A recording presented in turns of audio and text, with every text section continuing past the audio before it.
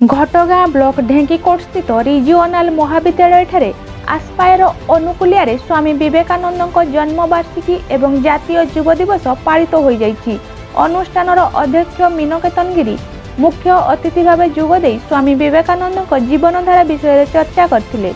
आस्पायर बराटीपुरा CF अमीर रंजन पलई मुख्य वक्ता भाव जोगदे विवेकानंद आदर्श रे अनुप्राणित हेबाकु समस्त युववर्ग को आह्वान करथिले।